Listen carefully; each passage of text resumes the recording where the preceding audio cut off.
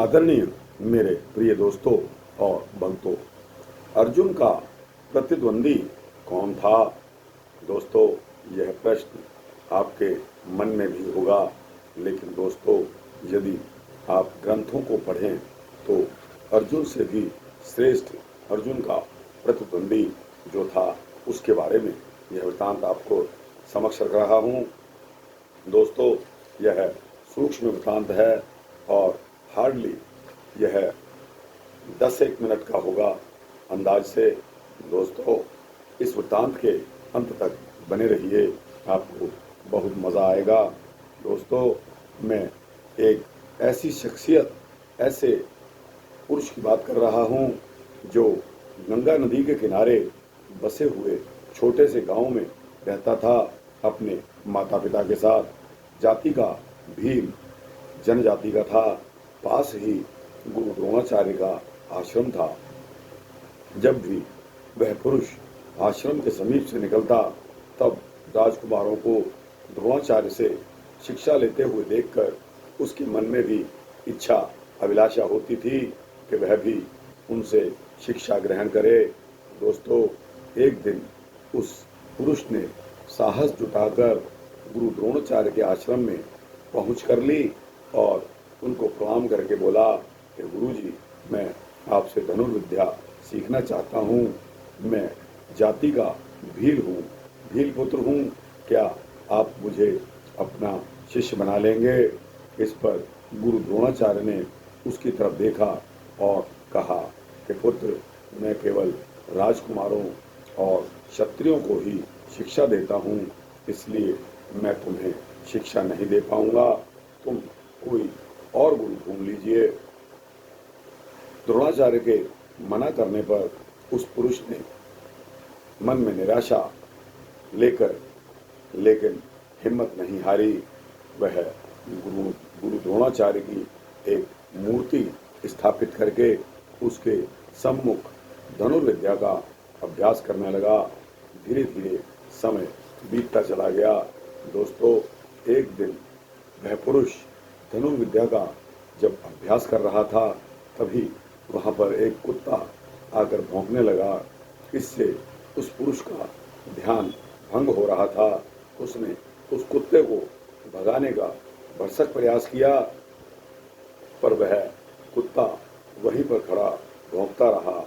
इसलिए इस पुरुष ने उसका मुंह बंद करने के लिए एक के बाद एक कई तीर छोड़े, जिससे कुत्ते का भौंकना बंद हो गया और वह कुत्ता वहां से चला गया। जब वह राजकुमारों का कुत्ता था, वह सीधे गुरु द्रोण के आश्रम में पहुंचा। उसने देखकर गुरु द्रोण हैरानी में पड़ गए।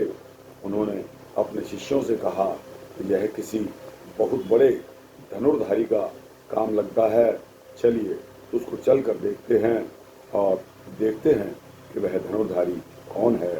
दोस्तों, यह कहकर गुरु द्रोण अपने शिष्यों के साथ उस धनुर्धारी को खोजते हुए उस स्थान पर आ पहुंचे जहां वह पुरुष अभ्यास कर रहा था।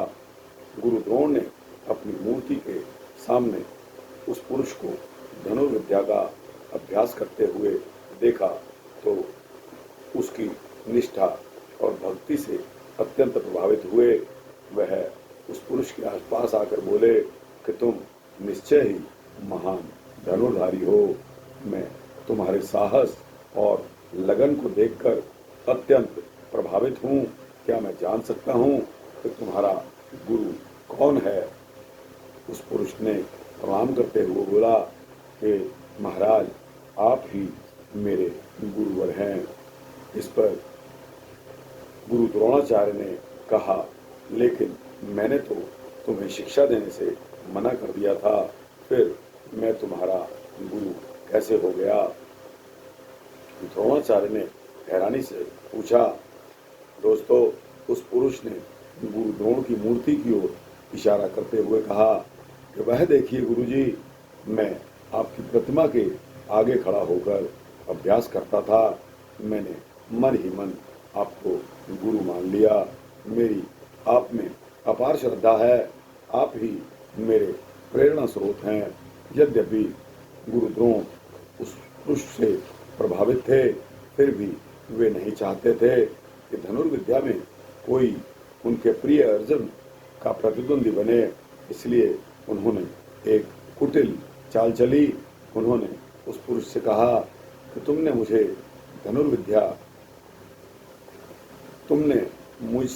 धनुर्विद्या की शिक्षा ली है, तो तुम्हें मुझे गुरु दक्षिणा भी देनी पड़ेगी।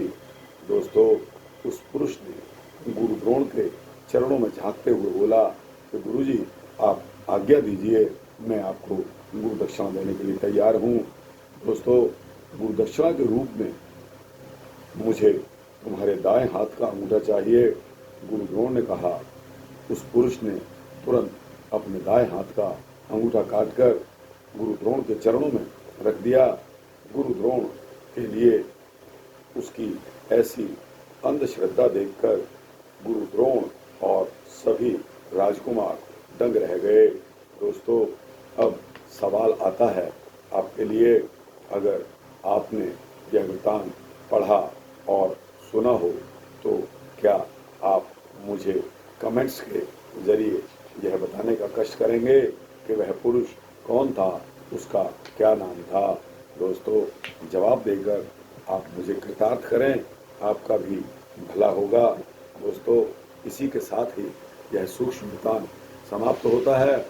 आपको अच्छा लगा हो तो इसको लाइक और शेयर करते हुए अपने दोस्तों, भक्तों, जिज्ञासु मित्रों को अवश्य भेजना। इसी तरह के भक्ति वृत्तांत पाने के लिए इस चैनल को सब्सक्राइब करेंगे। तो दोस्तों, मेरा भी यह संकल्प है कि आपको इसी तरह के भक्ति वृत्तांत देता रहूं। जय श्री राधे, जय श्री कृष्ण।